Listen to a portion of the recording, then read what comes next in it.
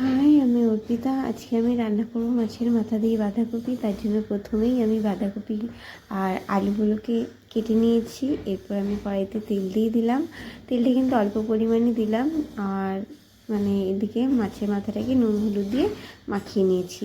মাছের মাথাটা আমি কড়াইতে দিয়ে দিলাম। দেখো, আমি একটু ভয় পাচ্ছি, যার জন্য দূর থেকে কোনো রকমভাবে নাড়ছি। আমার ভীষণই ভয় লাগে মাছ বা মাছের মাথা ভাজতে, তেল ছিটকায়, তো সেই জন্য। আর এদিকে বাঁধাকপি আলুটা আমি ভালো করে জল দিয়ে ধুয়ে নিয়েছি। এদিকে মরলা মাছটাও আমি ভালো করে ধুয়ে নিয়েছি, ওটাও ভাজা করব।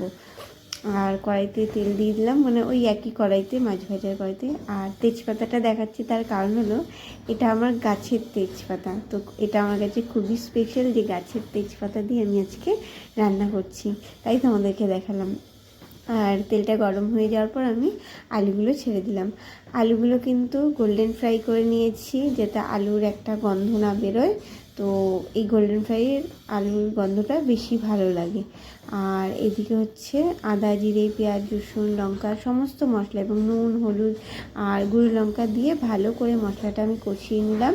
মশলাটা কিন্তু অবশ্যই ভালোভাবে কষাতে হবে, কারণ মশলা কষানোর উপর ডিপেন্ড করে রান্নার টেস্টটা। আর যেহেতু মাছের মাথা দিয়ে, তো ভালোভাবে মশলাটা অবশ্যই কষাতে হবে, তাতে খেতে আরও টেস্টি হবে। যেহেতু মাছের মাথায় একটা গন্ধ থাকে, তো সমস্ত এই গন্ধটাকে কাটিয়ে উঠবে এই মশলা, এবং ভালো লাগবে, আরও টেস্ট লাগবে মশলাটার জন্য।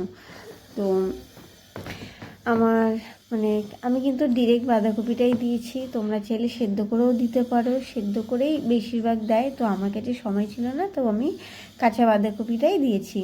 আর যেহেতু কাঁচা দিয়েছি, তার জন্য আমি কিন্তু একটু জল দিয়েছি, আর কিছুটা জল এই বাঁধাকপি থেকেই ছেড়েছে। যেহেতু কাঁচা, তার মধ্যে অনেকটাই ওয়াটার থাকে। আর এদিকে দেখো, বাঁধাকপিটা যখন প্রায় হয়ে এসছে, জলটা শুকিয়ে এসছে এবং প্রায় 70% হয়ে গেছে, তখন আমি ভেজে রাখা মাছের মাথাটা আমি দিয়ে দিলাম। দিয়ে ভালো করে নাড়তে হবে। মাছের মাথাটা বাঁধাকপির সাথে ভালোভাবে মেশাতে হবে। আর অবশ্যই মাছের মাথাটাকে কিন্তু ভেঙে দিতে হবে, বলতে পারো খুন্তি দিয়ে ভেঙে টুকরো টুকরো করে দিতে হবে।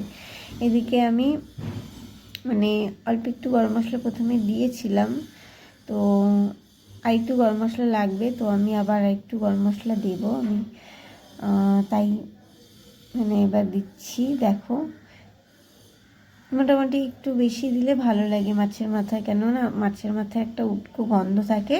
গরম মশলাটা দিলে সেই গন্ধটা কাটে ভালো। তো আমি নেক্সট পরের বার দ্বিতীয়বার একটু বেশি করেই দিলাম।